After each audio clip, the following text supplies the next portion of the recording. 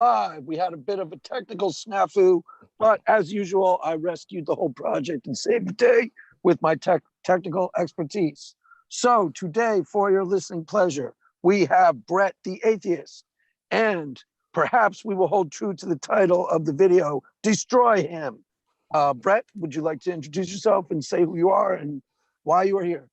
Sure. My name is Brett, or Pleasure of Doubt, as I go online. I guess call me an atheist, a weak atheist, or an agnostic, but I have a big interest in helping, sort of bridge between different groups, helping people have, figuring out a way how to get past the us versus them dynamics that lead to sort of garbage fire style discussions where people just We're, fall into these old traps of discourse.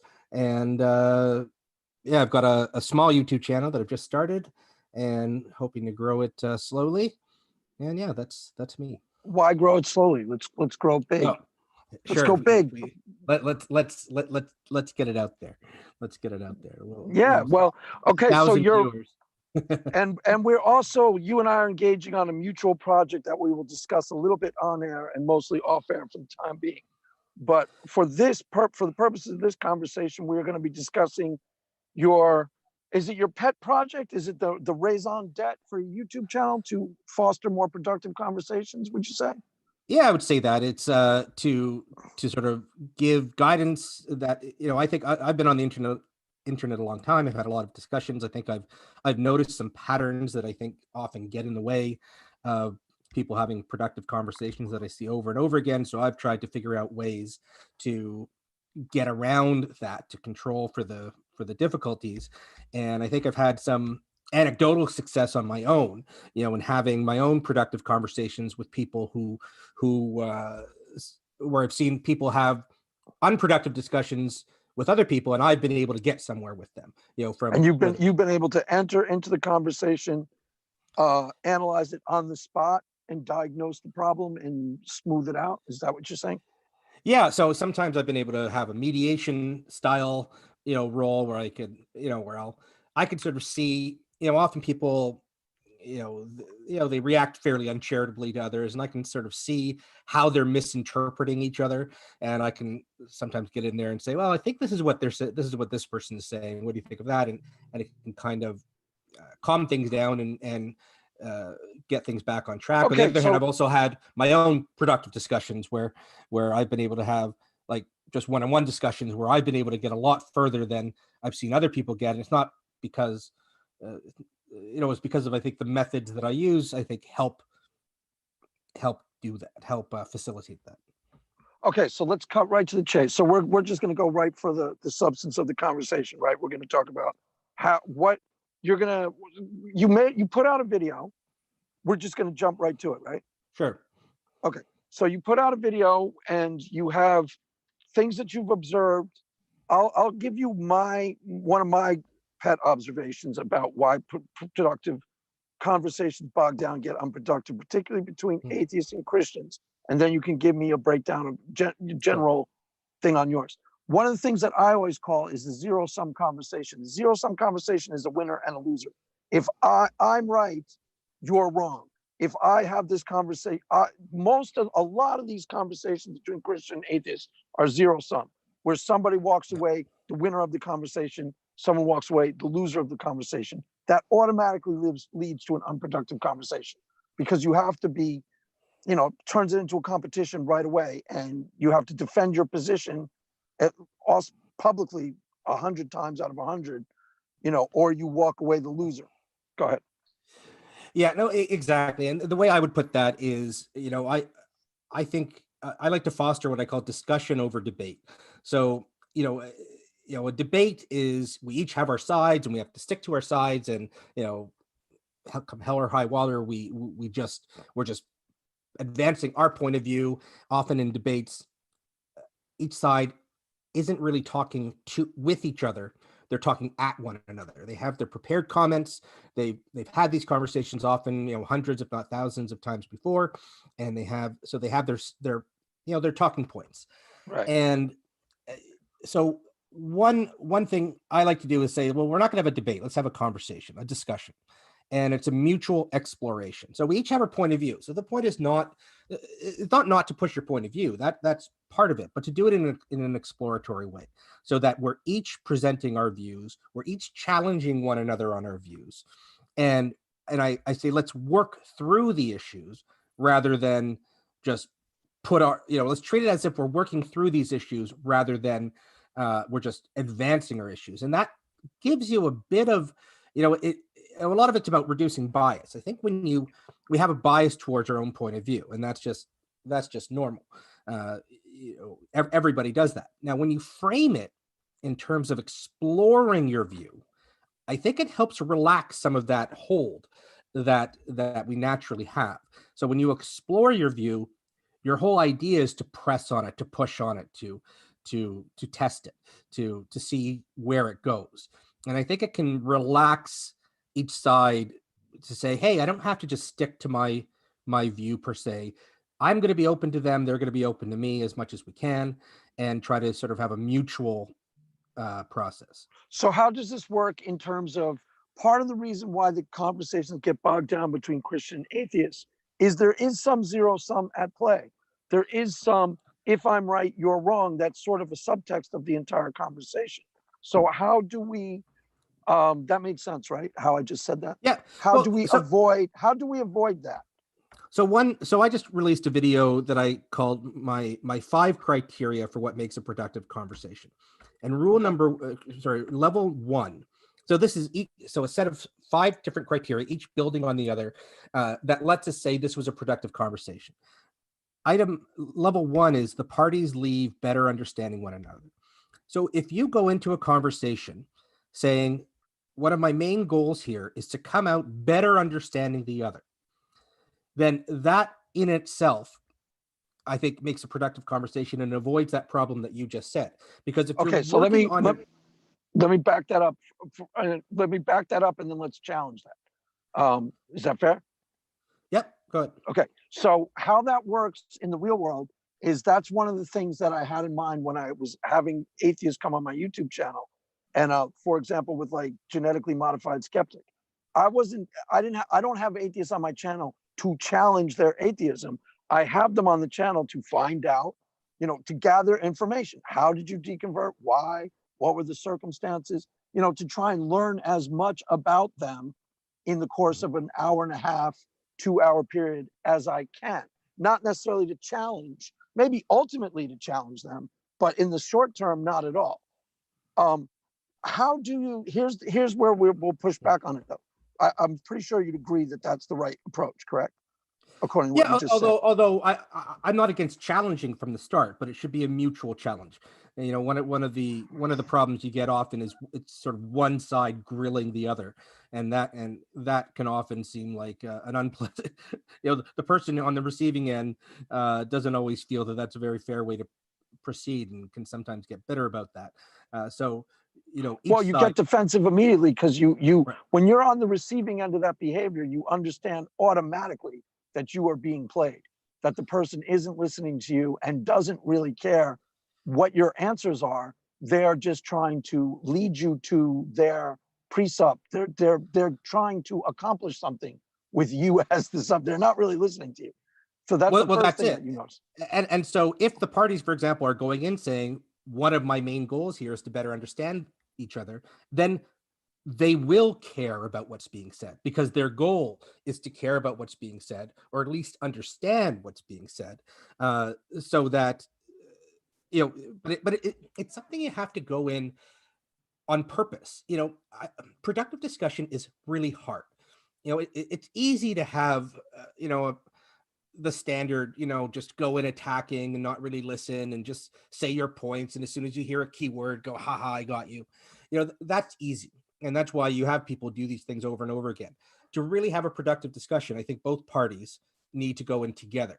So, often I think it'll involve a discussion beforehand to say, when I'm setting up these kind of discussions, I'll say, listen, I don't want to have a debate. Let me tell you what my idea is for going through this discussion. Let's decide in advance, this is what we're going to do. So you need both parties to say, yeah. So you're laying a groundwork so that the person feels safe and doesn't feel like their ideas are going to be taken under assault. What's different about you, and this is just personal observation, is that you actually mean it. A lot of people say that, but when push comes to shove and you're on their channel, they say, oh, it's going to be simple. I'm just going to ask you what you believe and why you believe it. And you're like, oh, sounds fun. And then when you're on the when you're on the receiving end of them, it's a grilling, and they throw their ideal of what they think their conversation is going to be about out the window in the real world. That's Well, 'cause one thing. it also takes practice, right? It's like I said, it's hard. I think, and that's why I'm sort of making this video series and making this channel to try to put these. I mean, some of the tips that I have are tips that have gone around that a lot of people heard. Some I think are sort of new, or at least packaged in a way that I think I've sort of cobbled together. But I think you have to have these things in mind and practice them over and over and over again. I've been working on these techniques for years, so I have, at least in my own conversations, I have a lot of it down pat, especially in the written ones. It's when you get to talking, these are hard, because it's about, a lot of this is about controlling your own biases, and if you don't have this stuff in mind sort of at all times, if you're not practicing it, it's easy to fall back into the unproductive sort of us versus them back and forth. Right. Well, okay. So the one question I have about what we've talked about so far is, I get how I can ensure that I'm entering into the conversation in good faith and just trying to explore with, the atheist or the person who disagrees with me. How do you ensure that the other person is doing the same thing? And that's, how is there a way to do that? I don't think you can ensure, because they're their own person, and you obviously can't control them. What you can do is try to, one Point thing I out. found, one thing I found is that if I just start showing the other person that I'm engaging with them, that I'm listening to them, I think they relax. So what am I? So I think they start to relax. I've got one tip in my next video is going to be on tips to help achieve productive conversation. One tip I have is engage to avoid rage. That by most of the time, like you said, people are just talking at each other. They're not really listening. They don't care with what you say. If you respond to somebody in a way that shows them that you did understand what they said, or you heard them, or you're working on trying to understand them, I think it often instantly changes how they react to you, because people aren't used to that. A lot of the time they're used to just the stereotypical from both sides, whether you're on the atheist, non-religious side, or the theist side, or whether you're in politics, or I mean, these type of communication problems are people problems. It's not, it goes. Oh yeah, Cross. they're round the boards, and they Right. actually, there's like I pointed out the last time you were on the channel, my wife and I don't agree about anything on politics. We almost never argue, because it's really easy for me to get inside of the other person's worldview and discuss it from their point of view without compromising myself. Really easy for me to do. Like it's natural to me. Like I'll go with them as far as I can. Do you know what I mean? And I've Right. noticed that it's pretty easy for you to do the same thing. That's part of the reason, like, as far as my observation about you, it seems to be a natural thing for you to do too. Would you say that that's true? It is, but only because I've worked at it really hard, and I'm sure you have too. And I think from what I've seen from you, you have too. I've worked at it hard, very consciously over years.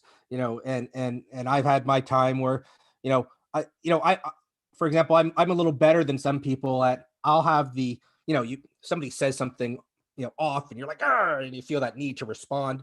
I've become good at typing something out and then not sending it. And sometimes I still give in and I send it, and I'm like, why did I send it? I know what's going to happen, and it still does. But I've been good at controlling that. I have the same instincts as everybody. I think we all have these instincts, but I think I've gotten better at controlling some of them. Well, just the word we use, triggered. What triggered means something has touched something inside of you, and you feel this impulse to either tweet really quickly, or shout really quickly, or get in their face really quickly, because it's poked a button inside of you. And we even use the words that explain what's going on. Someone has pushed your buttons. We all have these deep-seated emotional responses to things that my wife, for example, is literally an expert at pushing my buttons, staying calm and saying just so saying the inflammatory thing, just so that I start getting like, and then when I start getting, my ex-wife is the same, so I can right. relate. But Yeah, I mean, but it's you natural. kept yours You together. get to know somebody. Yeah. If I wanted to, I could say really inflammatory, like terrible things to my wife too. And I do once the conversation has degenerated into pure fight, because then it becomes, there's a point past which dialogue becomes impossible because your Sure. emotions get too heated, and Right. then you're just fighting to punch, to hurt, to win, to Well, shut down. Go ahead. Well, that's in a lot of the tips that I have, I think, are geared at preventing those emotional triggers, because that's it. Once you trigger them emotionally, they're no longer focusing on your argument. They're just focusing on the perceived insult or whatever emotion has been raised. But you talked about, how do you ensure the other person does it? One of the things I'm trying to do is just show people as a proof of concept that you can have these conversations. And I've had some conversations with people online, and they said this was the first time they'd had a good back and forth, a productive back and forth between someone from the opposite side. Like they'd never had it. People aren't used to it. So we have to give people a bit of a break. We have to be, I think, understanding. A lot of people are just used to the standard internet type of discussions. There was a debate last night between SJ and Skylar Fiction, which I think showed a lot of, we could talk about that maybe later, a lot of the we can definitely talk about that. Telltale signs of an unproductive discussion. Yeah, well, go for it. Let's take it into the real world. And if either of you are listening, we love both of you. We're not trying to jerk. We're not trying to be unproductive in our analysis. But go for it. Let's take it to the real world so we can go. For example, this, because part of the reason. Wait. Let me just, before you start.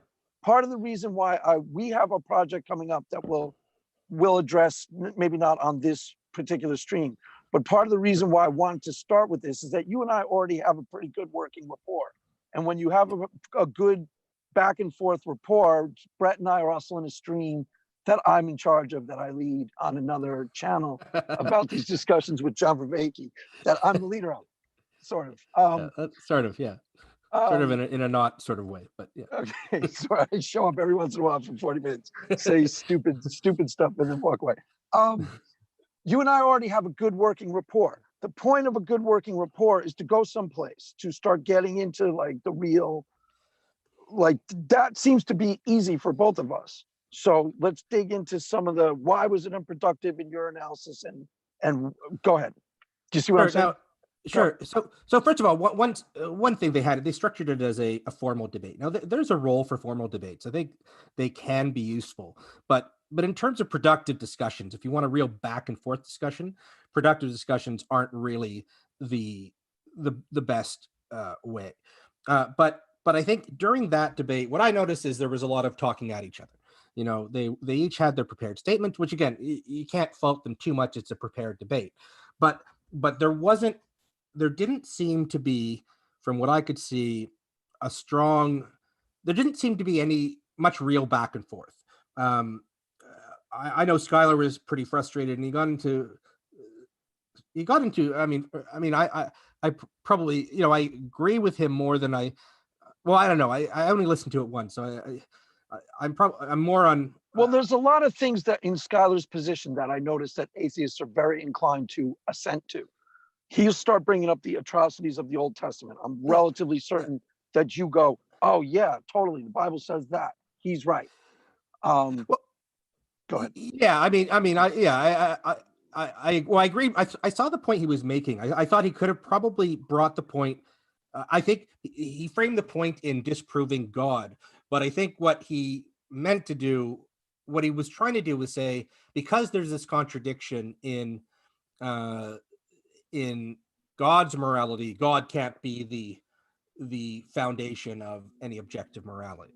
I think that's what he was sort of trying to get at, but he didn't say it. But I'm not talking about in terms of his arguments. I'm talking about, so there was one point where there was a question and answer period, for example, and Skylar got into this mode, sort of an aggressive mode, where he was just saying to SJ,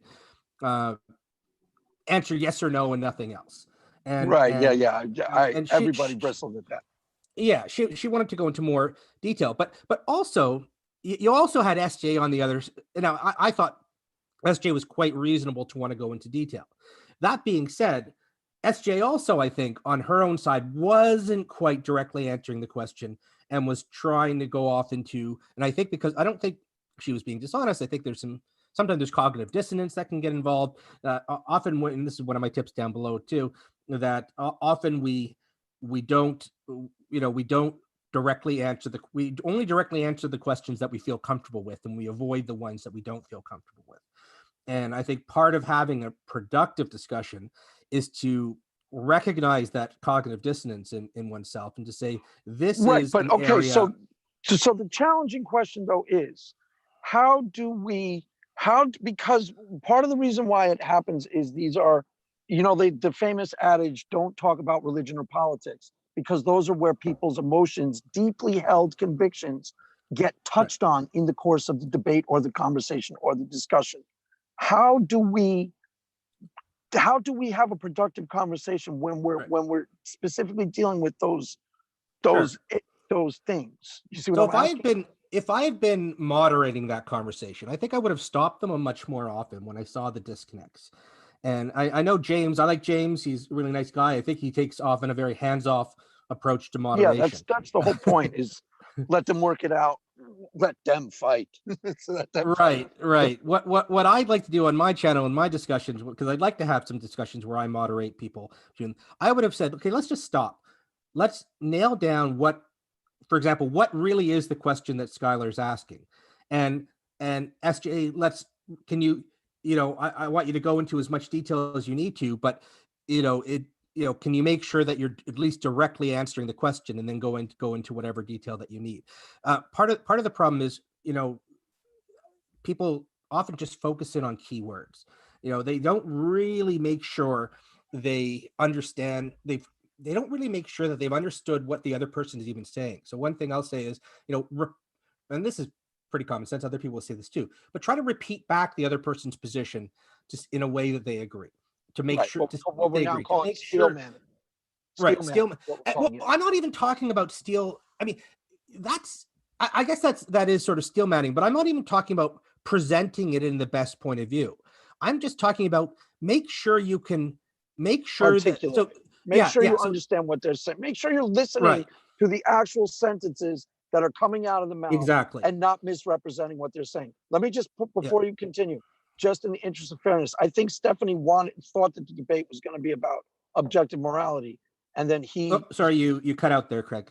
Oh, I think Stephanie thought the debate was going to be about, do objective morals exist? And am I cutting out again? You're still gone. I gone? Am I gone? I can hear you, Craig. Can you not hear him, Brett? Brett, can you hear? Listening. He can hear me. Just not. He just doesn't want to. He's just faking it. Nah. Yeah, I knew it. I think he's recording. There we go. All right. I just got something saying my internet connection's unstable, so hopefully I won't cut out next. Stephanie thought that the debate was going to be about, do objective morals exist? And then Skylar shifted it into the familiar territory of the Old Testament atrocities. And I don't think she wanted to debate that. So that was a tense thing right from the start. I mean, frankly, I don't think either of them quite discussed the topic. Well, at least not in a way where they really defended it. Here's how I would have started that discussion. I would have first started with a discussion of, what does it mean to be objective? What does objectivity mean? Do we both mean the same thing by the word objective? So and do we both mean the same thing by objective morality? Because if we mean different things by it, then we're going to be talking past one another for the entire conversation. So it's critical, I think. It's maybe a little bit boring, but it's critical to start a discussion by confirming your terms. Make sure you know that you're talking about the same thing. Otherwise, you can't have a productive discussion. I don't know if they each had the same definition of objective.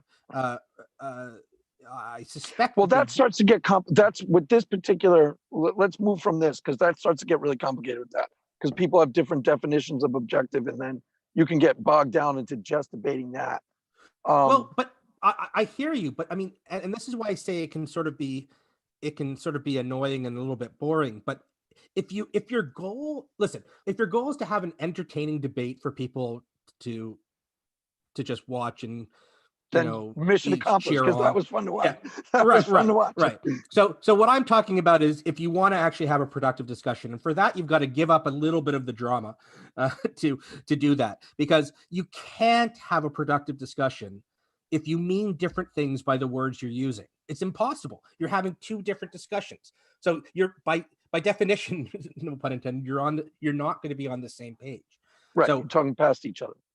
right. So it's critical. Now So just, how would that? Okay, but let's take it away from Stephanie and. well, wait, hold on. Scott. Let me just say one last thing on that. Sure. I'm not saying, like, I agree with you that you can get away with you. You can have a debate over definition. So here's my solution for that. Either there's two. One, either accept one definition for the sake of the argument for that discussion, or just say, let's analyze it first under my definition, and then let's analyze it under your definition. And so just use your definition of objective morality, my definition of objective morality. And even if you're not quite on the same page, you're at least on the same page with what the other person's saying. And maybe through that process, you'll actually get to be on the same page. You'll realize the pros and cons of each of your definitions as you go So through how it. would that work try and think of a real world, not those two specifically, because Mhm. I don't want to make this personal, but try and think of a real world example of Christian atheists, where a conversation that you've seen get bogged down 1,000 times, and how you would structure it differently. Sure. Yeah. I mean, the standard one that I see over and over again is the arguments over the definition of atheism, right? Where you have, That was awesome. which, Oh my God, that one's awesome, dude. well, it just- You're gonna like you're gonna ruin Twitter for everybody. I think it's well, it's like, so, I mean, I've had these conversations hundreds of times over the years, and people are still having these conversations hundreds of times. I bowed out for most of them. My solution is pretty simple. There are two standard commonly accepted definitions of atheism, one being the lack of belief, one being belief no deity exists. Then there's the strong atheism, weak atheism, which have them both, and they're both accepted in various circles. As long as you're clear on which one you're using, it doesn't really matter. It shouldn't really matter which one you're using. So if you're talking to somebody who says, for me, atheism just means lack of belief, and you understand that that's what they mean, okay, say, okay, I understand that's what you mean. Now let's get on with the conversation.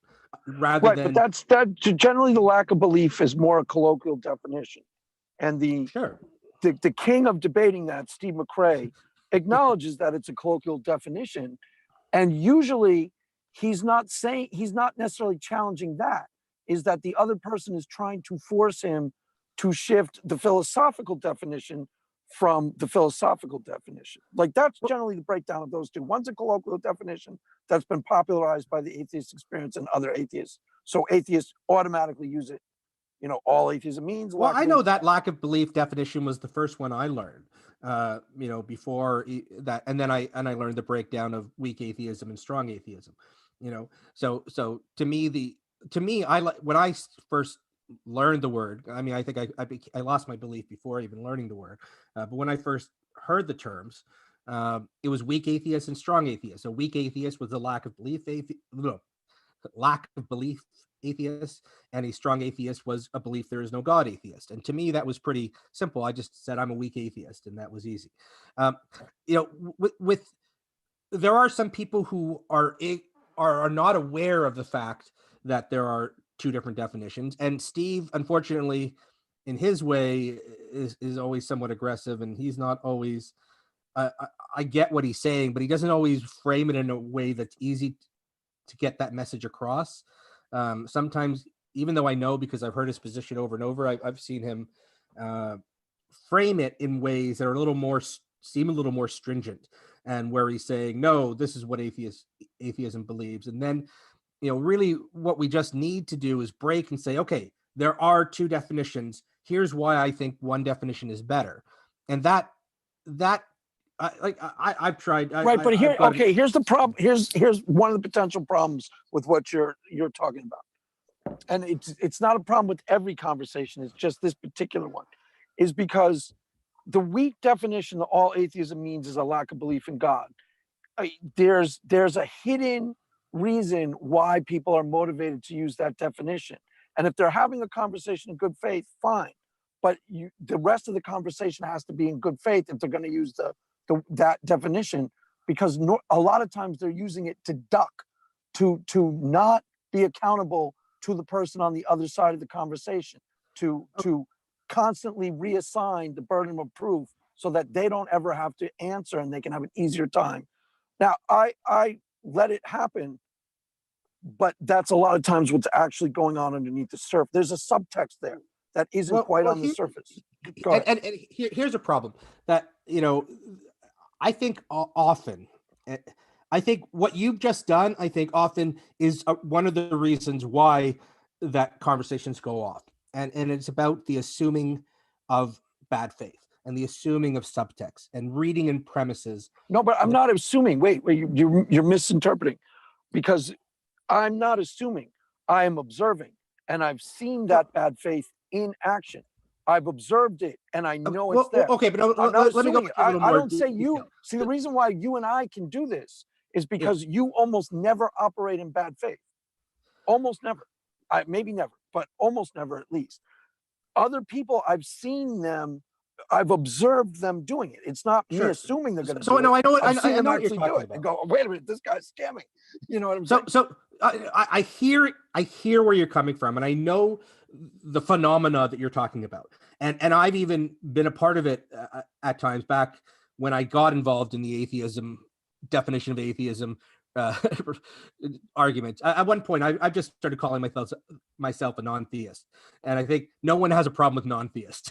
when I say non-theist, no one bats an eye. I do. Okay, well we can have that conversation. That's probably a good conversation, but up until this moment, no one seems to have a problem with non-theists. John does too. Me and John both have a problem with it. But that's a good conversation we'll have. So, but here's the thing. So there's two things going on with this definition of atheism. One is, what do people think is the definition of atheism, and then what do they think the implications of this are? Okay, back in I think it was the early 1970s. I was born in 75, so I think it was just before I was born. I think it was 74. Anthony Flew wrote a paper where he basically made popular this lack of belief definition, and he definitely had political reasons for doing it. He wanted to broaden out the number of people who would fall under the atheist label, and so he said we should make this popular, and other groups, some atheist groups, took that on. Now I don't think that's necessarily in bad faith. He said aloud. He said what he was going to do, and he offered that this is a political thing. Right. So, but let me just. So my point isn't that. So back then, I wish he hadn't done that, because I think it's caused a whole lot of unnecessary arguments, and I don't think there would have been a problem just having atheists and agnostics, for example, in a joint group. Because the definition doesn't change our interests. Whether I call myself an atheist, a weak atheist, or an agnostic doesn't change my interests. My interests are the same. My interests are, and weak atheists and strong atheists are aligned on a lot of things, and agnostics and atheists are aligned on a lot of things, regardless of what you call them. But so I wish he hadn't done it, but he did do it. And like I said, when I grew up and I learned the definition of atheism, I learned the lack of belief. Most people today were not involved in that political movement to reframe the definition. Okay, I see. Okay, I see what you're saying. Yeah. So they're not actually operating in bad faith, even though I get where you're going. Okay, go ahead. Yeah, they've just been taught through the, I learned through podcasts. It was when I got my first iPod, and suddenly I discovered iTunes, and I suddenly had all these, I got into some atheist and skeptical podcasts, and it spread through, and I learned all sorts of everyone was talking about the definition of atheism as this. Now, the burden of proof thing is something different. And that burden of proof thing is going to be there whether you call yourself an atheist or agnostic. I think people misunderstand the burden of proof. The burden of proof for a lack of belief atheist is to demonstrate that their lack of belief belief, I keep on getting tripped over these lack of belief is reasonable and backed up. I have reasons for my lack of belief. It's not just because I'm not somebody who's never heard of these arguments before. I've heard of the arguments. I've been exposed to the arguments. For me to say I have a lack of belief more than, and not a belief there are no gods, is the only thing I can say, because I don't think there's sufficient reliable evidence to warrant belief in a god, but neither do I think there's sufficient reliable evidence to warrant belief that there are no deities. Neither have been established to a sufficiently reliable point of view. So I have to use a lack of belief if I'm being honest. So it's not about avoiding a burden of proof. It's what describes my position, because I think it's just as irrational to say, or just as not justified, I should say, more than irrational, to say that no deities exist. I can't make that case. I can't make the case no deities exist. I may be able to make the case there are contradictions with certain. All right, so let me try and think of a clearer example of bad faith and see how you solve this. Sure. Because I kind of get what you're saying in this, and I guess I agree that most people aren't adopting the label, a lack of belief label, on purpose in a way that's disingenuous. It's the label that they've watched all the shows and it's gotten inside of them as the definition, and it's just sort of I get it. I kind of get where you're coming from with that, and it's not something I really want to get bogged down into. Sure. So let's do one that's actually more real. A lot of times an atheist will misappropriate a talking point that makes complete sense in one context and use it in a different context so that it's totally nonsensical. Do you understand what I mean, first of all? Let's talk about our definitions. Let's get our definitions. I think people on all sides do that. I mean, right. But you can use a Christian example too. But yeah, and to me, for example, being done semi-consciously. A lot of this stuff is done semi-consciously, but not purely like. I think, okay, there are bad faith actors. Don't get me wrong. There are people who go in looking to manipulate, and that's no question. But I still think more often than not, and this is where the principle of charity comes in, more often than not, it's bias which leads to these things. That people, because you have to remember, people have their own biases in favor of their own beliefs. They have confirmatory biases where they confirm the hits and they forget about the misses. There's selection biases.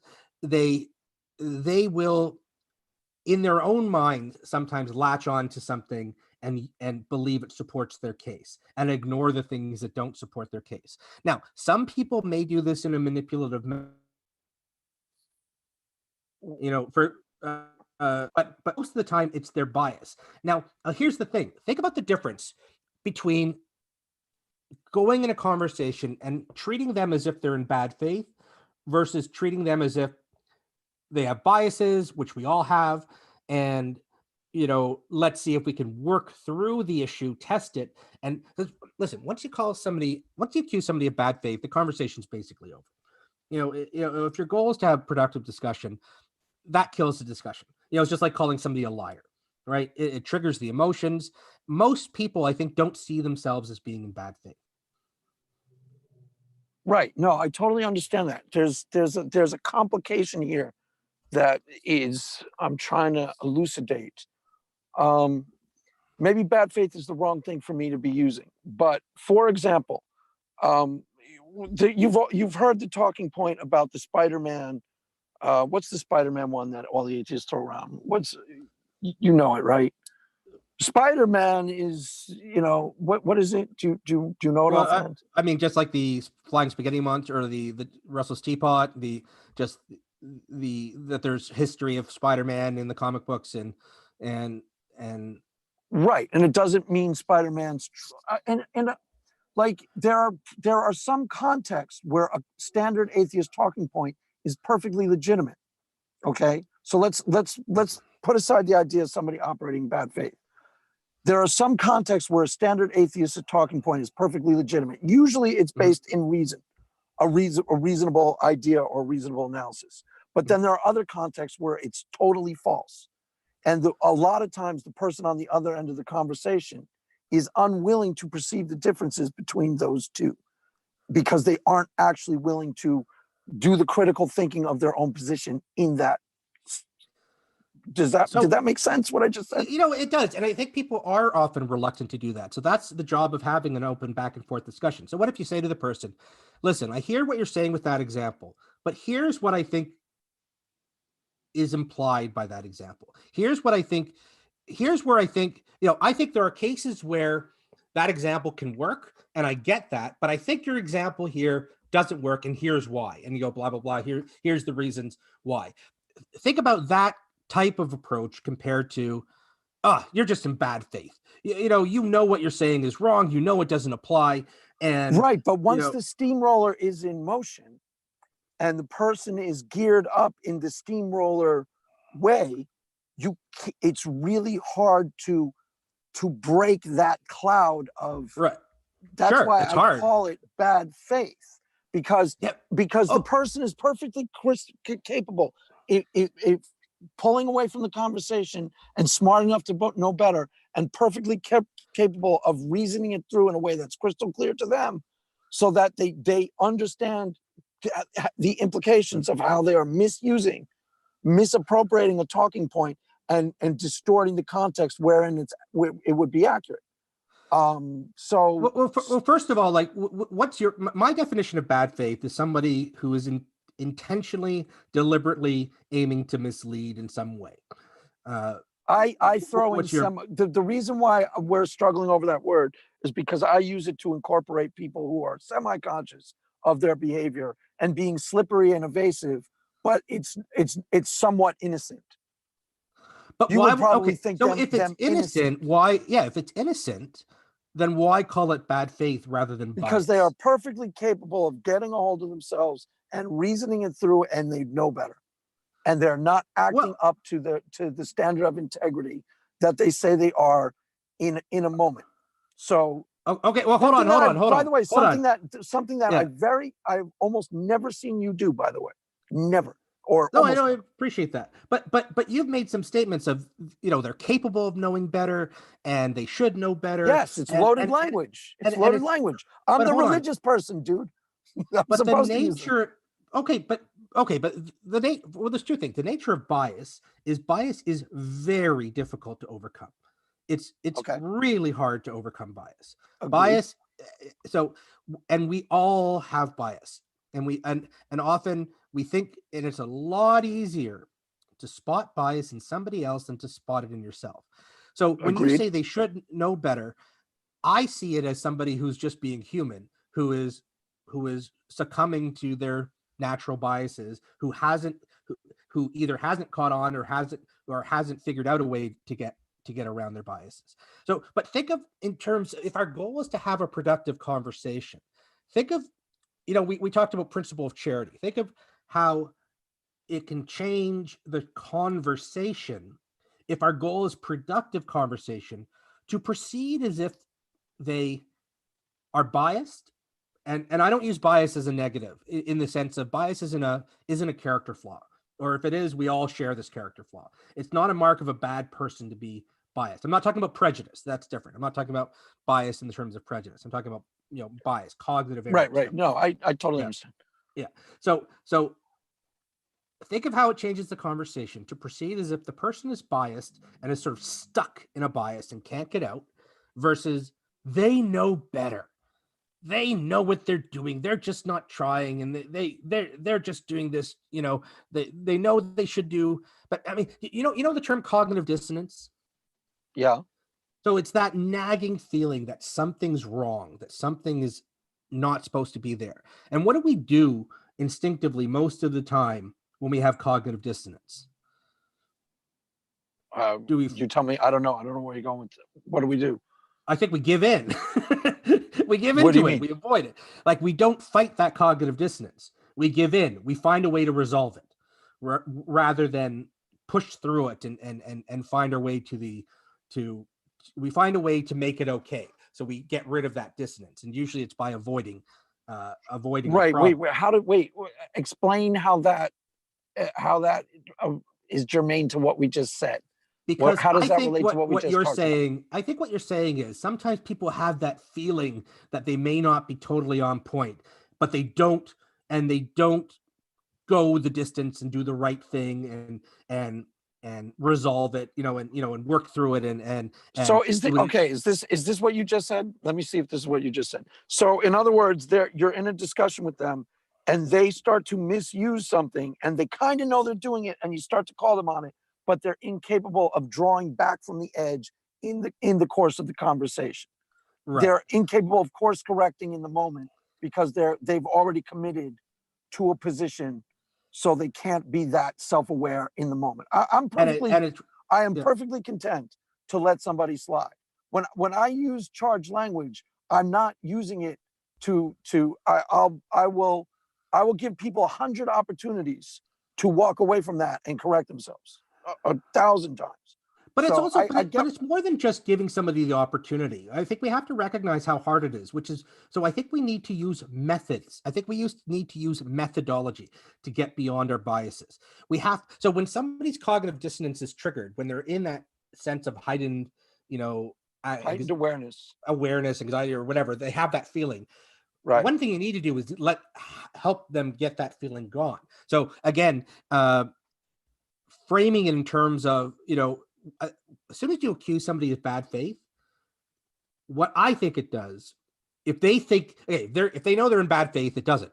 But if like normal, like I think most of the time, they don't think they're in bad faith. As soon as you accuse them of bad faith, it triggers an emotional reaction, which is going to more likely than not barrel down on whatever they were currently doing. They're going to probably double down on that. Double down on it. Yeah, okay. I agree. I agree. So part of what I'm trying to promote is we have to help each other get past our biases.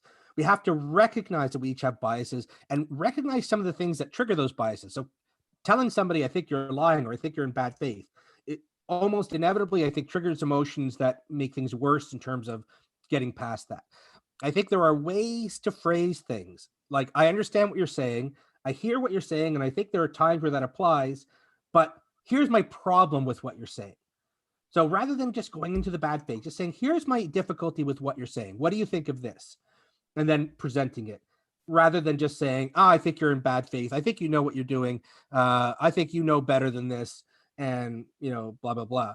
I think there are ways to help each other in a productive conversation get past our own biases. It's not easy. Giving into your bias is easy. Two questions based off what you just said. Sure. One, do you have an analogy so we can explore it? And two, have you started working on this methodology? Because I agree that there could potentially be a methodology where you could put it into play to ensure that conversations get somewhere in a productive way. That's kind of what you're saying, is you're trying to, right? That's kind of what this ultimately is about, correct? Well, sure, and an example is this conversation we're having right now.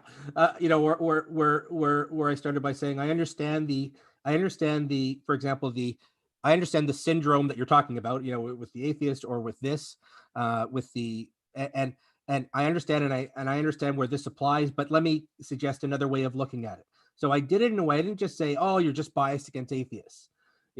I did it in a way that's designed to get to lower the bias and get around the bias. Like I'm talking about, doing an end run around our bias. And in terms of my method, like so I've come up with I've got 10 tips. It's actually 14, but to make it more YouTube friendly. Yeah, YouTube friendly. I've got it down to 10. So I'm working on a video now, and some of them I've talked about.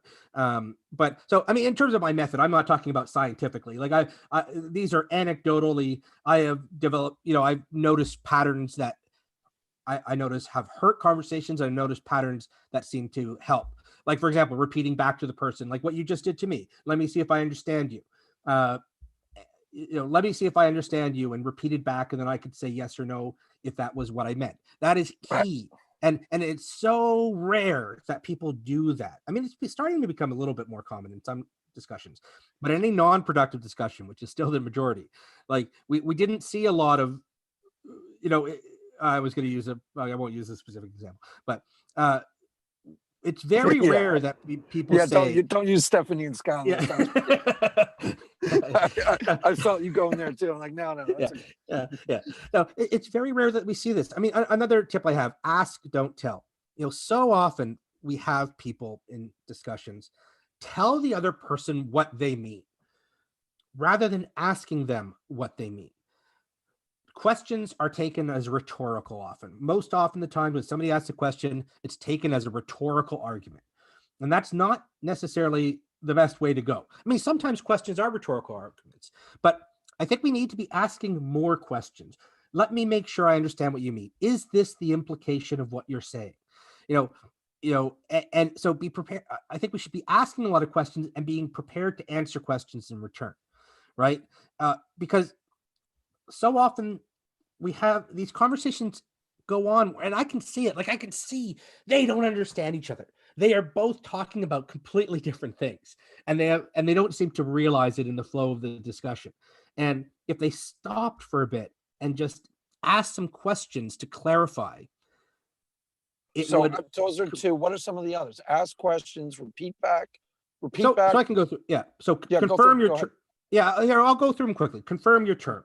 Or I may confirm your term. I'm trying to get it to rhyme. John Buck made the suggestion for me to make them nice and pithy. So I'm trying. Confirm your term. So we already talked about this. Make sure that you understand that you understand what talking about the same by key terms. Right. Okay. Go ahead. Repeat to see if they agree. So often in these discussions, they're not, like you said earlier, they're not really talking with one another.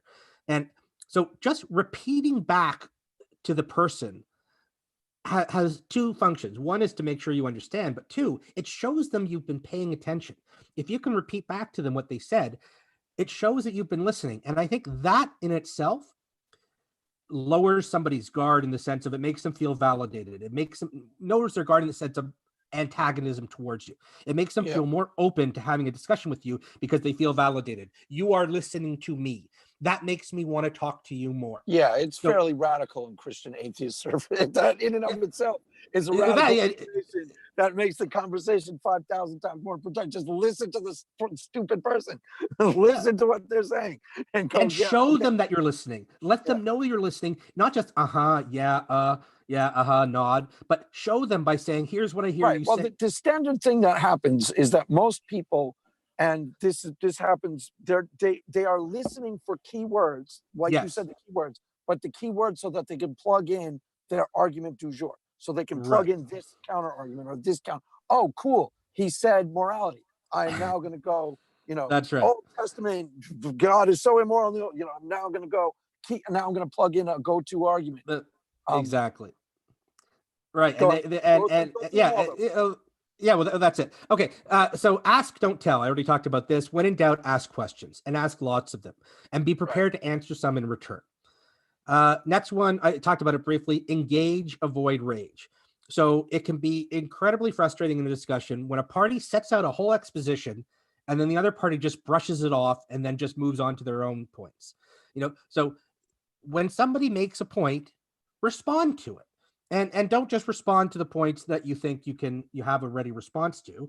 Respond to the point where it may be, saying, hey, I have to think about that some more. But reward the person for making an argument. Don't just brush it off. And if you don't understand it, ask questions about it. Next point, don't paint by numbers.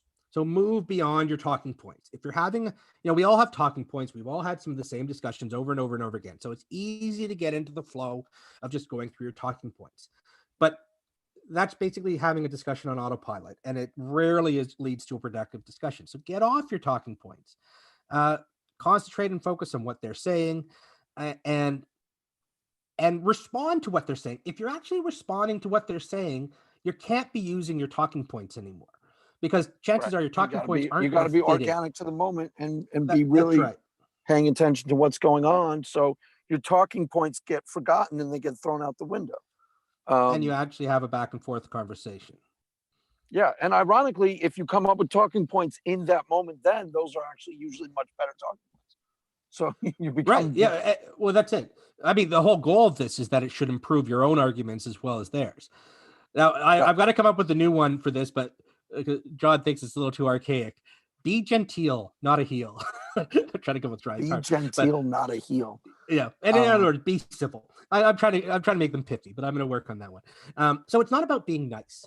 A lot of people say, my method when I've talked, it's about I'm nice. It's not about being nice, although that could be a side a symptom of, like, not a side effect of it. Right. So it's about having productive conversations. So people think insults and invectives are part of internet talk, and it may be, but it's at cross purposes with having a productive discussion. As soon as you insult somebody or are rude to them, their attention is diverted from your point, and all the attention goes to the perceived insult or invective, right? And suddenly productive conversation, your odds of having a productive conversation are much worse. Gone. So Yes. so again, it's not about being nice. Like, it's not just, oh, I'm just a nice guy. Being nice No. is weak. Being nice Yeah, is weak. It's lame. It's having Nice. a productive conversation. So be careful with the insults. Now, that doesn't mean, like, I say like teasing can be good, but pure insults, you're an idiot, that kind of stuff. Usually that only happens when it's once those things start happening, they come up automatically because it's degenerated into that stage, what I call the nanny poo-poo stage. And then it's just like a free-for-all. It's because true. Some people get very quick to it, especially on Twitter.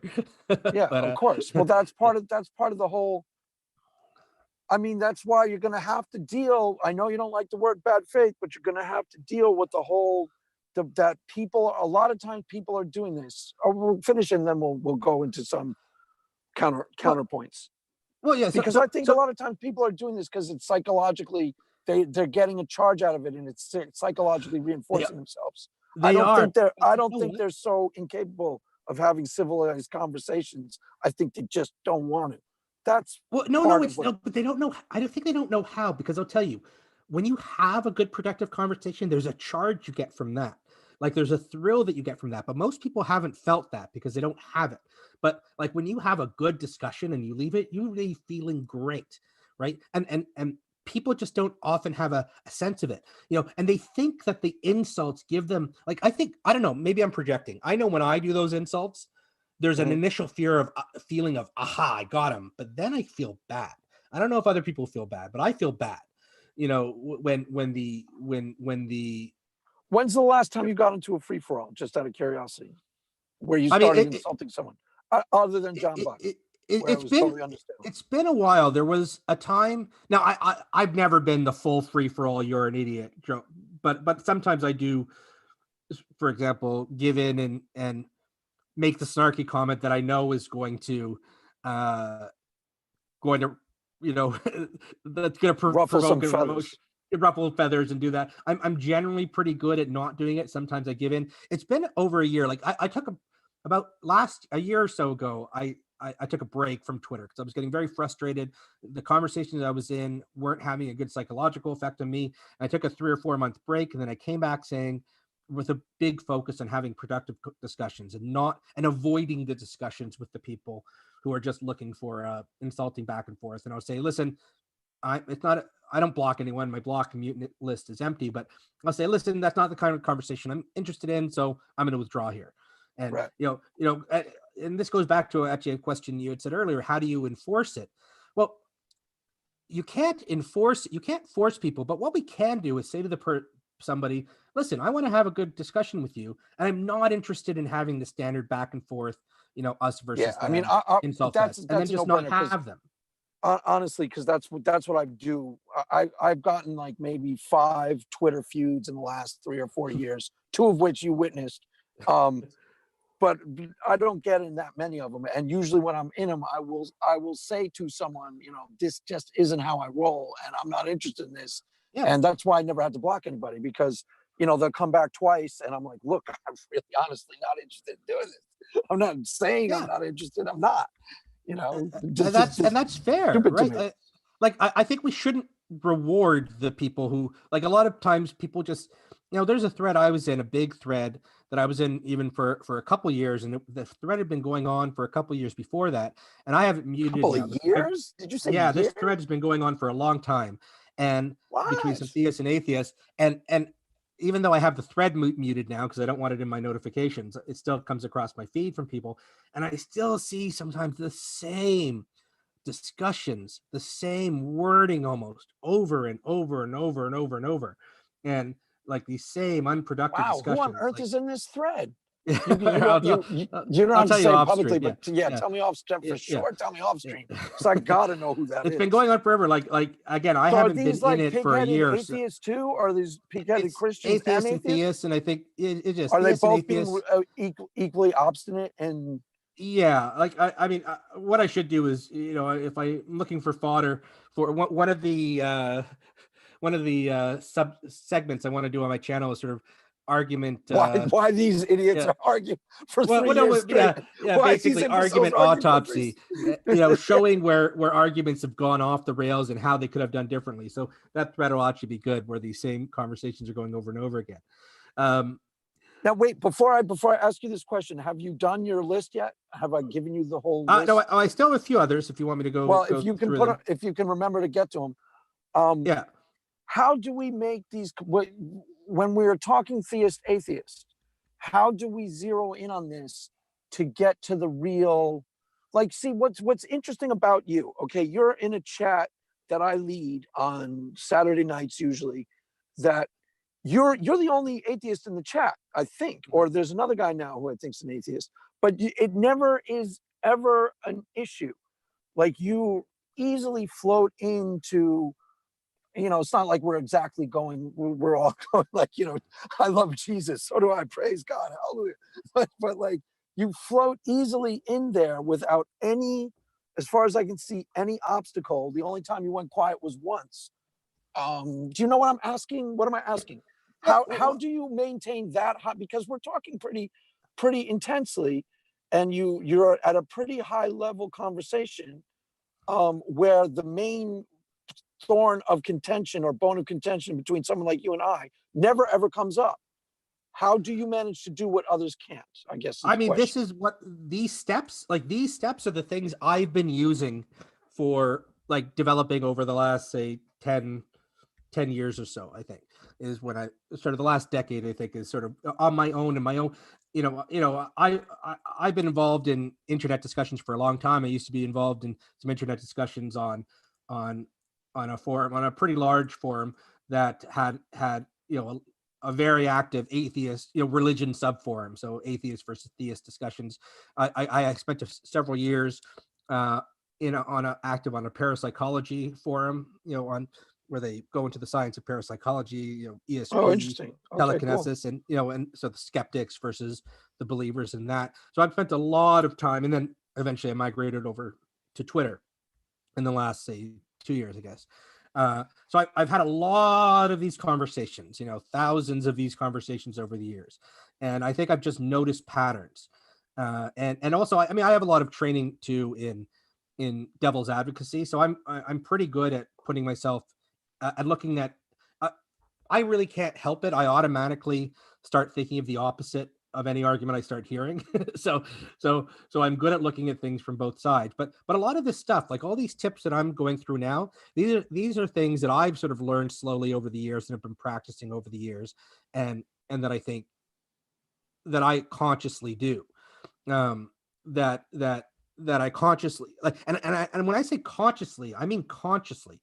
I mean, you have to think about these things when you're in these conversations. I don't think it just happens automatically. Right. So These in are other methods.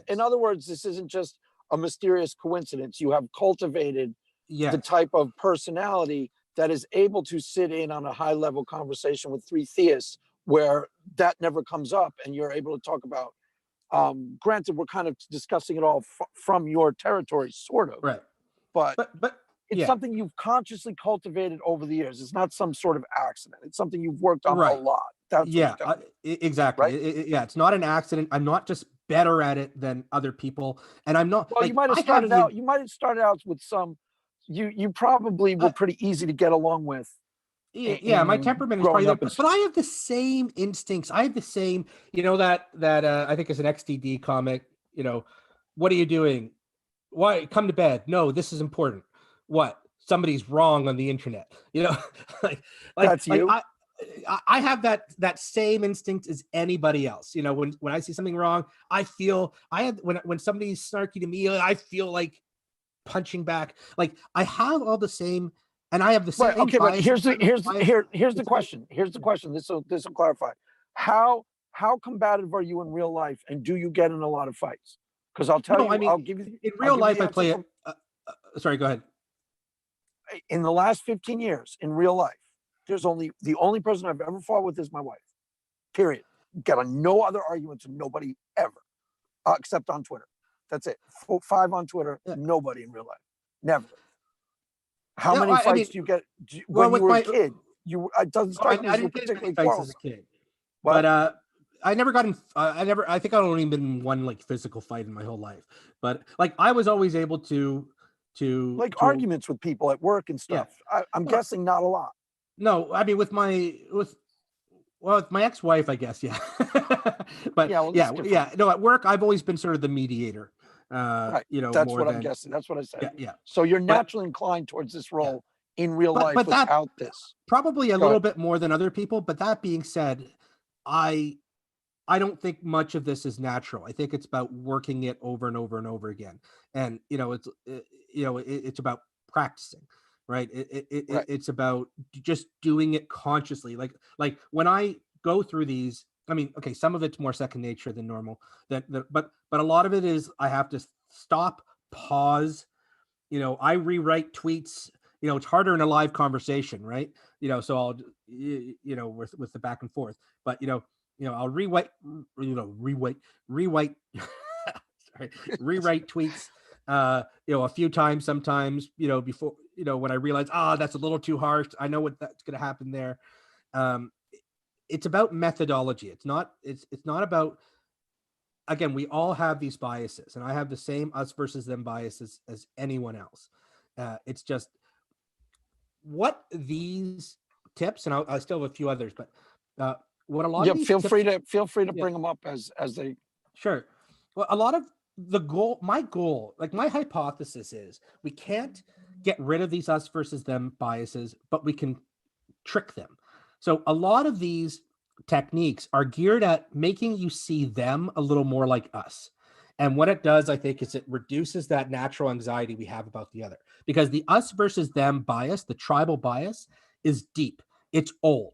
It's been there since before we were human. And back when the other tribe or the other group of animals or whatever was really trying to kill you. And even in humanity, when there's wars and whatnot, when there really are, the other is really trying to kill you and steal your Right. stuff. And so it's deep. And I think it gets triggered anytime we perceive somebody as the out group. We have a natural affinity to the in group and a natural distrust of the out group. And it applies in all these conversations, just like it applies, in a war. Now, in a war, when you're in a war, you want to have that tribal bias is going to save your life, right? Right. Better be careful. Better not trust the other side because they'll kill you. In a discussion, it serves at a cross purpose, and so a lot of this is trying to trick it. So another one is I say become the other. Put yourself in the other person's shoes. This is what I do a lot. I ask myself, if I believed what the other person believed, what would naturally follow from that? How would they see me? How would they if I believe Right, what but the other person believes? that's the Apostle Paul. Apostle Paul gave that advice in the scriptures. I become like Sure. all people so that I might win some. That's exactly how a Christian is supposed to evangelize, by breaking bread with people and having peace and establishing rapport. And then Yeah. the evangelism comes naturally. It just sort of organically flows. But go ahead.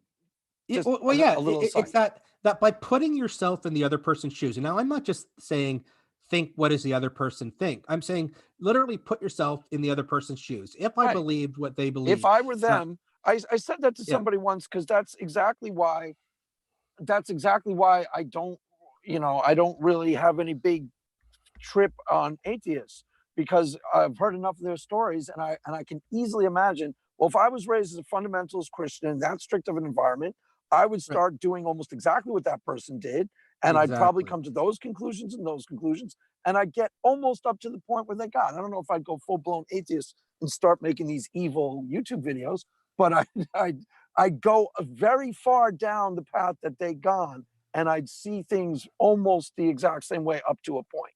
Like there's a lot of it that I make sense to me completely. Like I get it. And- I would have right. done the And, same and then thing. you start to think Or of them similar. less as having, don't you start to think of them as less in bad faith when you do that?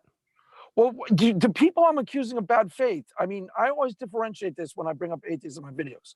There are go-to atheists who I always bring up, like Apologia, Drew, Objectively Dan will be on my channel next week, Shannon, who don't operate in bad faith, or almost never. There's another type of atheist out there who I call the douchebag atheists, and they almost always operate in bad faith.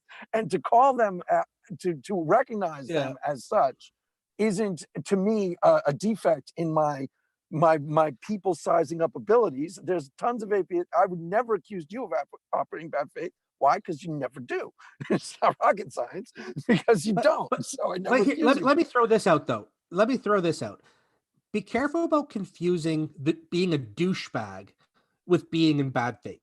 There are a lot of people who are douchebags, but they have convinced themselves that they are fighting the good fight. And so it's easy Well, to that's see a that. really interesting, useful conversation. So go ahead, but I'm not Yeah. sure if it's the same conversation. Go ahead. Go. But yeah, and I don't think you do this, but a lot of people do this. A lot of douchebags do this. And you see a lot of people say, well, I give what I receive. And what people think is when the other side does it, they are unjustified. So when they do it, they're nefarious, they're in bad faith, they're unjustified. When we do it, we're fighting the good fight. We're telling it like it is. It's tough love. We're just standing up for what's right. And Right. each side tends to be the same or use different language, and they act like douchebags to each other. But being a douchebag, sometimes people believe that is being forthright and fighting the good fight. No, And totally yeah. correct. I never do it. When I say people operate in bad faith, though, I never generally give back what I get. It's only personal and it's only specific. So it's only based on your behavior. So if you're acting like a douchebag to me, I'll give it right back to you 100 times Well, out of but let me 100. ask If you, you're cool with me, you- I'll have no problem with you. Yeah. I don't care what you believe underneath it all. I base off of your behavior. So if you're cool to me, 100 times out of 100, I'm cool right back. Doesn't make any difference what do you you think label yourself as or what you believe, in your sure. twisted But when little you talk about the worldview. behavior, In your twisted little world. are there questions you could ask the other person to probe to figure out if they're really in bad faith or not? Maybe, but I'm not necessarily saying that I'm not using bad faith the same way you are. I'm saying the Well, person's being a yeah. douchebag. Period. Okay, yeah, well, I mean, yeah, And they're and using yeah. atheism. They're using atheism, and this could be anybody. They're using atheism as a cloak to act like a douchebag and get away with it. And it's what douchebags do. And it could easily be a Christian doing the exact same thing because I've seen them do it. They're using the underlying ideology to cause pain, to humiliate, to try and humiliate, and that's what they are actually enjoying, not the underlying ideas. It's not about the Sure. commitment Okay, to the but just underlying pause on that. ideology. Just Right. pause on that. So you focused on that their goal is to cause pain. Right. Now I'm The not going to douchebag. doubt that there are some people like that, but I will suggest that because I've had private conversations with some of these so-called douchebags, and I'm pretty sure that they think they're fighting the good fight, not that they're not trying, that their main goal is not to cause pain, but they feel that they're fighting a battle, and this is how they do it. Now, I'm not justifying it. I think it's poor behavior, and I'm pretty vocal about talking out against it, and because I think it's completely unproductive. But I don't think it necessarily, not always. Sometimes, again, there are trolls who just want to cause pain. But I still think most of these quote unquote douchebags, their goal is good. They see themselves as good. They're just doing it in a maybe not so great way. Maybe, but there's a point where and Christians can do this too. This isn't about atheism. There's a point where your ideology can blind you to how you are actually behaving. And the people on the receiving end of your destructive behavior are calling it a lot more forthrightly for what it is than you, in fact, are willing to own up to. So they think they're being righteous and fighting the good fight. And I'm sure they justify it to themselves that way. But that doesn't mean that the person on the receiving end of the behavior agrees with them.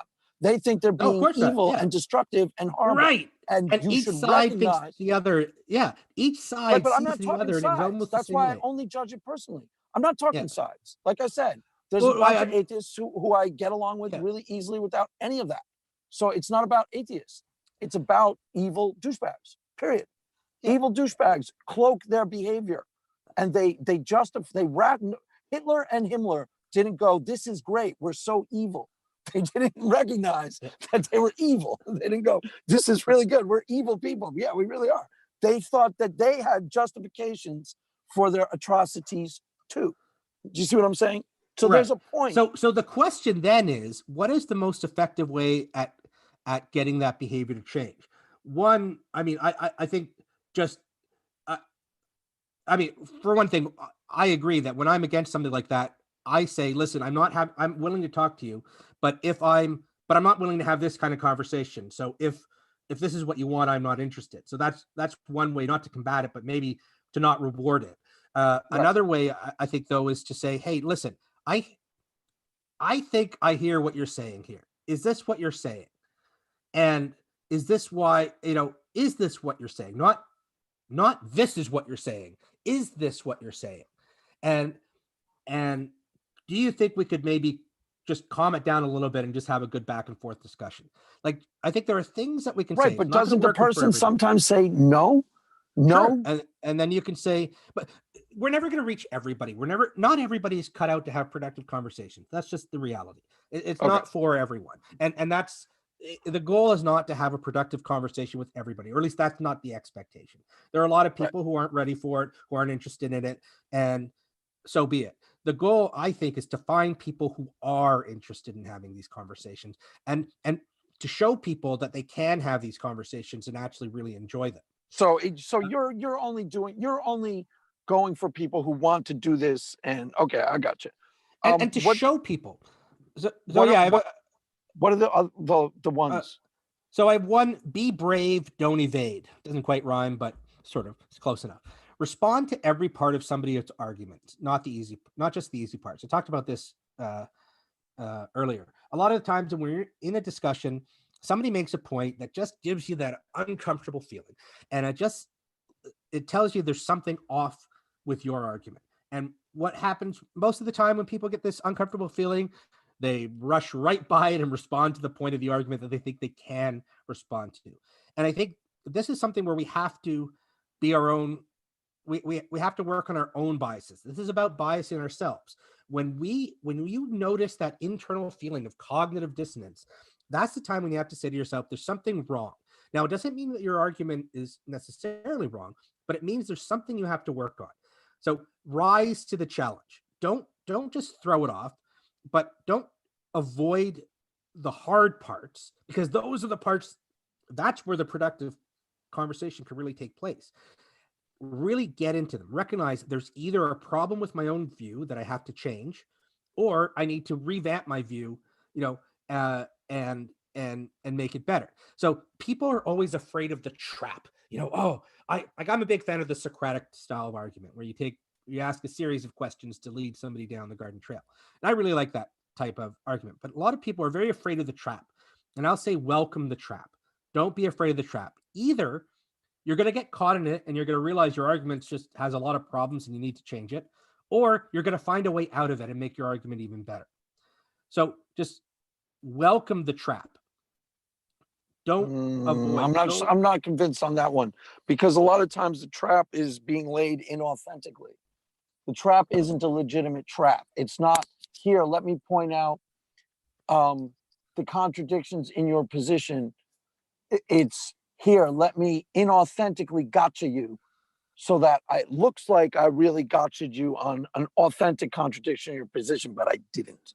So I'm Oh, not listen, I'm not entirely somebody can convinced on make that. that point, and then I understand exactly what you're saying, and people try to do that, but that's again part of what I'm saying is also in the context of where both parties are trying to have a productive conversation. But even in that, I would go so far as to say, even in the case where you think the other party is being a little bit disingenuous, I still think there's value in saying, I'm not afraid of your trap. I'm either going to get out of it or I'm going to fall into it and I have to change my position. Even if they are not being, that's where you get out of the us versus them. If part of my goal is to improve my own arguments, well, again, seeing where you get into that trap is still going to be a valuable experience to you. Now, if you're with somebody who's not like, again, if the other person isn't going to let you talk and isn't going to let you explain why you think they're wrong that they fell in the trap. Like if someone just goes, ha ha ha, I got caught and hangs up, well, the conversation's over anyway. But presuming the conversation is going to go forward, you should be able to say, here, I hear what you're saying, and I think this may be a weakness here, but here's my response to it, and so on. I think it's worth experimenting. I've tried to do this myself, and I think it's done well, where I just haven't worried about the trap. Sometimes I'll explain more. I won't necessarily just say, if someone just wants me to say yes or no answers, I'm not going to do that. I'll answer. I'll say yes or no, but I'm also going to give a more nuanced explanation.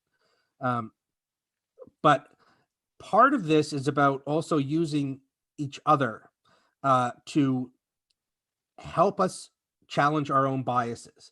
So if each party, so we're all biased, so I say battling bias together, it's so much easier to spot our own biases. But if we can go into discussion saying, you say beforehand, listen, let's each help the other, get past our biases, and just try not to take it so personally when the other party suggests you've caught yourself in a bias. Use each other. So if one side's feeling cognitive dissonance, it's okay to say, hey, are you feeling cognitive dissonance there? Is this a point we should dig into more? Right. What are the, we're starting to run out of time. So what are the, Yeah, no, I think that's, I think I basically, I think I went over all of them? most of them. Yeah, I think I pretty well hit all of them. A last sort of bonus one would be, don't give up too early. A lot of people in conversations very quickly get to where they say, let's agree to disagree. Now, I agree that there is a point in the conversation where you have to do that, where you're just spinning your wheels. But so often I've seen people on the verge of maybe having a breakthrough. And that's Well, where they agree. okay, but what constitutes a breakthrough in atheist Christian relationships? What constitutes a breakthrough? Well, I would say this goes back to my, we didn't talk about this as much, but because I only went through the first one, but I'll quickly go through my five areas of what I think a productive discussion is. So level 1, parties better understand one another. Level 2, parties are better able to identify where they agree with one another, because parties often don't spend enough time acknowledging where they agree with each other. Number 3, parties are able to identify and zero in on where they disagree. Number 4, parties are able to press forward into the areas in which they disagree. And part 5, criteria 5, parties are able to reach a resolution or identify legitimate impasse. So so each of those sort of builds on the other, and each of those is deeper than the other. So I see often, for example, parties seem to be on the verge of really understanding one another, of really zeroing in on the issue, like the core issue of what they're getting at, because often we start very broadly, but often they're so close. They've been asking each other questions, and if they just spent a little more time, I can see that they could just reach at least a meeting of minds in terms of understanding one another where there was a lack of understanding, or, or stop talking past one another, or just any of these 5 criteria of moving from one level to the next. And so often I think people are very quickly, and this is because I think, they're just on talking points. So if all you are on talking points, then sure, there's not much to do. You have to get off those talking points. To get to each of these levels, I think you have to go through a lot of the tips that I've talked about. You've got to get off those talking points. You've got to get past the us versus them. It's about exploring things together, getting beyond the just, I have to win. But, like I don't think it's a productive conversation when one party wins. I think it's a productive conversation when they better understand one another, when, for each of these 5 levels, right? And yeah, go ahead.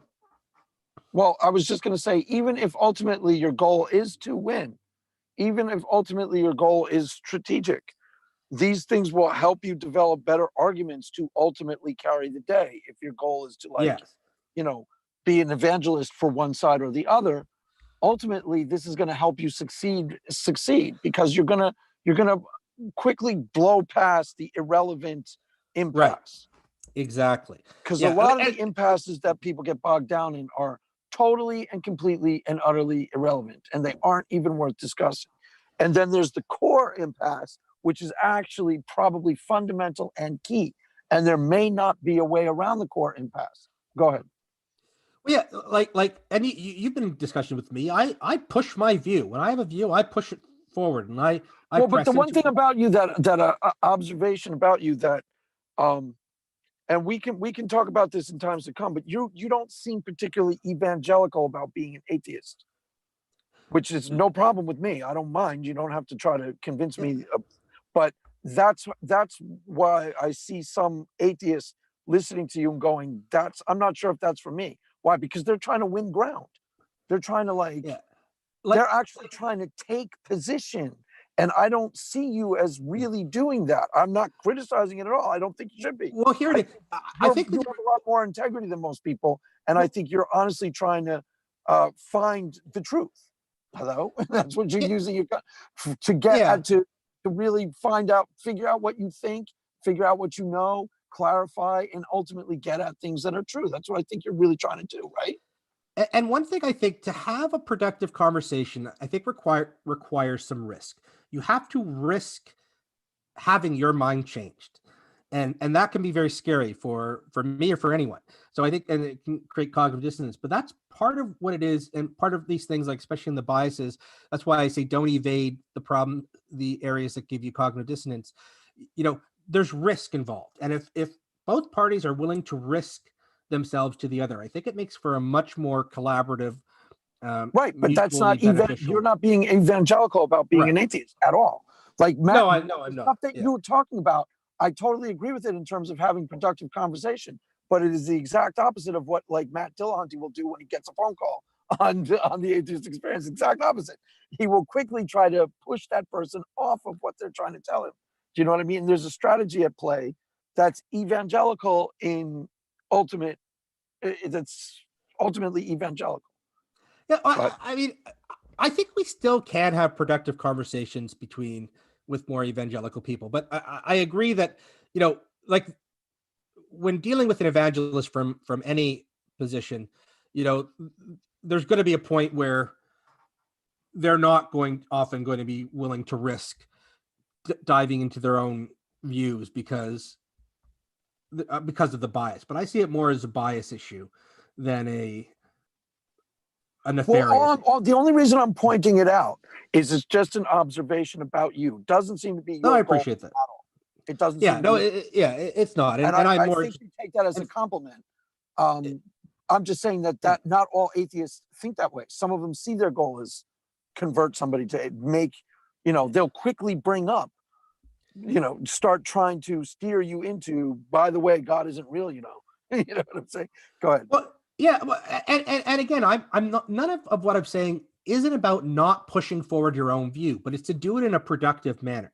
So, it's also, and I think it's like this is one weakness I think a lot of atheists have, especially the lack of belief atheists who believe that they don't have a burden of proof. And I think they're wrong on that. That's maybe a different conversation, but I think a productive conversation has to be a two-way street. If you believe the only person who has to give answers is the other side, it's not likely to be, unless it's an interview. Like if you're interviewing somebody, putting that aside. But in a discussion, if you just think the only one who has to answer to me is them and I don't have to answer to them, it's not going to be productive. You're not likely to have a productive discussion because you're not risking anything yourself. You're not giving up anything of yourself. You're not putting anything on the table. And so I think if you're really confident in your position, you should be willing to put it on the table. And if you're not confident in your position, you should be even more willing to put it on the table because you should want to, if we want to press into our into our position. Let me ask you a weird question, but Sure. it's kind of germane.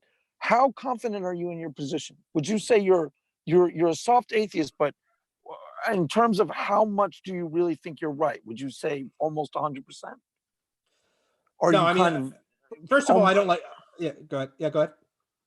well, are you kind of you're not an atheist who's thinking of being a Christian, right? You're not, so you're not on the fence.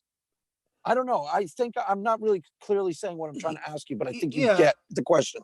yeah. My point of view. I mean, like I said at the beginning, my point of view is that there is insufficient evidence, reliable evidence, to justify the proposition. Well, let me tell you why I that- asked you. yeah, Maybe that will help understand why I asked you. Because in my experience, a general observation, this could be wrong, but I see this a lot. The people who are the most ideological and aggressive in your face is actually paradoxically the least confident in their position. The people who are most like you, who don't really care if other people become atheists, doesn't seem to me like you really care if other people become atheists. And no offense, I mean that as a compliment. yeah. You seem to be totally comfortable and at peace with their own position and actually really Yeah. strong in it. Yeah, well, I guess what I'm much more comfortable, like I think my basic, and I'll answer the other part, but my basic assumption is that most most of the time, we have far more in common than we have differences. So theists and non-theists, atheists and Christians, and you know I still think we have more in common than we have differences. There's some key issues that lead to big differences. I would like us. I find there being value in diversity of thought, because I am pretty sure that none of us have figured out wham bam 100% nailed it. None of us have nailed it. There are pros and cons and weaknesses, pros and cons to any position. There are strengths and weaknesses to any worldview. I'm assuming I have some things figured out and other things not figured out. I assume that there are benefits to my point of view and weaknesses. I like the fact that there are different points of view. Wouldn't want a world where we all believe the same thing. That being Right. So said, I still think you're trying to learn when you interact with people. You're not trying you're not trying to assert. You're trying to learn. well, I mean, don't get me wrong. I have the same inclination as anyone to try to convince somebody that I'm right, but I'm also open to the fact that I'm wrong. So I also want to know if I'm wrong. Like, so I want to put. So one of the things that I want to do is put my ideas to the test. I think I think better sometimes in a dialogue. So I like throwing my arguments out there and letting people critique them, and then trying to answer each and every response. Right. That's how I like to test my ideas. Right. So I want constructive critique. I welcome constructive critique. I don't welcome the insults, but I like constructive critique because I want to challenge. I'm a skeptic. I want to challenge my own view. I'm always open to the fact that I'm wrong.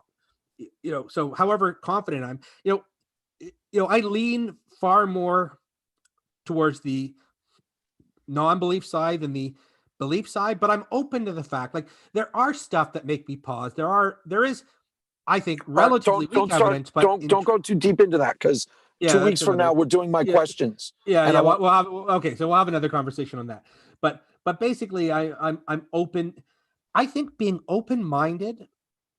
Everybody thinks they're open-minded, or not everybody. A lot of people think they're open-minded, but I think being open-minded means actively. John Vervaeke talks about active open-mindedness. Means Right. actively going out and trying to spot your own errors and Right. and putting And yourself also out there. also working to try to see everything from the point of view of the other person, to challenge yourself. I mean, a lot of the things that you work on consciously, I kind of do too. Prior to you know, prior to Trump taking office, I used to cross-reference every show I'd watched. I'd watch like the opposite point of view. Now CNN has become useless, but so I don't watch them anymore, because it's all I hate Trump, I hate Trump, I hate Trump. Do you like Trump? No, I hate Trump, I hate Trump, around the clock. But I used to always cross-reference with them to see Right. to try and get, and I try to get like a conservative point of view on the news, like what Rachel Maddow says, someone who's kind of in the middle, like Anderson. So I Exactly. try to always cross-reference and then think about it from a bunch of different ways to try to, that's an automatic thing with me. That's something I've been doing constantly. And a lot of It people tends to- don't do that. No, they do And- the exact opposite. They try to undergird and reinforce their own biases or their own leanings Yeah. towards this because they're trying to take ground for their, they're trying to take ground. I find echo chambers very boring. I get bored very easily when I'm just talking with people who agree with me on everything. I think it's much more useful to have conversations with people. I mean, I still like talking to people who I agree with, but I really like conversations where there's a diversity of views. That's much more interesting than just Yeah, I totally agreement. agree. I'm usually the same way. That I'll get because you know the lay of the land really quickly within the context of your own echo chamber. You start to know exactly what someone's going to say on a given subject. Because they become a by the numbers like conservative, and okay, they're going to say this about this, and you're Right. usually right. They're going to believe this about this and this, and there starts And to they're become gonna a by and they're the gonna hate numbers each other. Democrat. And part of what I'm trying to promote is you can disagree with people, even fundamentally, and still get along with them, still live and work with them. That's what I'm trying to get past, that us versus them bias, which means let's welcome diversity of thought. Let's push our views. I push my view aggressively too. Like I don't give in. I'm as stubborn as anyone. But I don't have to hate you because you believe something different from me.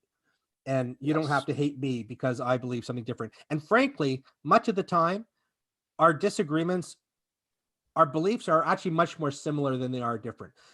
Like I think a lot of theists have a hard time seeing atheists as being moral creatures, but but I think very often or on the other times atheists will say, oh, you've just taken our type of morality, you've taken theistic morality. But I think the reality is a lot people are people, and we do have a lot more in common, even if we have different ideologies and we have different languages for often saying very similar things. So it's not surprising that we're going to come to similar conclusions on, say, morality, with some big exceptions, but overall, I think we have much more similarities on morality than we do differences, and we don't need, and if we can understand where somebody's coming from, we can maybe say, yes, they have a different moral view from me, but I get where they're coming from, and so at least I understand it, even if I disagree. Right. So on that note, we're going to have to bring it to a close. Sure. Yeah, this has been great. Any last things you want to say before we sign off? Because I want to chat with you a few minutes before I go upstairs. Yeah, so just my channel is Pleasure of Doubt on YouTube, and there aren't a ton of videos there, but just Well, released this is going to go on there, right? You're going to post this. Yeah. Thank you, Craig. I'm going to upload this to it, and I'm going to be making a more structured video, which goes over a lot of. So I've already released a video which went over my five criteria. It's not long; it's about 6, 7, 8 minutes long, and I'm going to be having another video, which hopefully I'm going to up the production value a bit. I'm just getting used to this. The scripted videos are a challenge. It's sometimes easier just to chat like we are, but I'm trying to do a scripted video on my my discussion techniques that we sort of went over briefly here. So this was sort of another trial run. Now, what'd you think of this conversation? It was productive. Oh, this was great. What's that? Sorry? It was productive, correct? Yeah, very productive. Yeah, no, this was great. And that's part of what I want to show, that we can have productive discussions. A theist and an atheist or non-theist can, we'll have to have a conversation on non-theism. Can have these discussions and get along, and I want to show people that you can do this, and they don't have to have these acrimonious discussions, among people with different views. Amen. Amen and amen. Did you hear that, kids? And give me the ties. And with that, John, are you going to sign us off for the night? Are you going to? Yeah, sure thing. I just You got wanna say a anything? comment from. No, that's good. I was just gonna say that JB was frustrated because he's saying you're running away from him, Craig. I told him he could come on and told you to send him a link. He said you're running away. I don't know why. I don't know. Maybe next week he'll be able to join. Did he not come on, or did you send him a link? And how am I running when I invited him on the channel? I don't know how, but somehow you're running away. All right. Well, yes, I'm scared of JB. I admit this. All I mean, right. should I run away? If somebody keeps saying you're Oh, running yeah. away, it makes me think maybe I should run away from you. You know, He like, he you just know. talked to a dry apologist on his channel, and dry apologist now is an agnostic. So maybe you Is he should. really? Cool. Um, All right, yeah, I'll go ahead and end the stream for you. But we got man. quite a few people in the chat, but you can read it over later if you want. Do we? I didn't Cool. see any chat. Something must have been wrong. Oh, I didn't refresh. I probably had to refresh. yeah. I saw no chat. Yeah, Well, we maybe had I'm a wrong, or am I in the wrong stream? Anyway, probably in we'll the talk wrong after. stream. Craig made a couple. All right, good night, everybody. All right. Have a good Good night. night, all.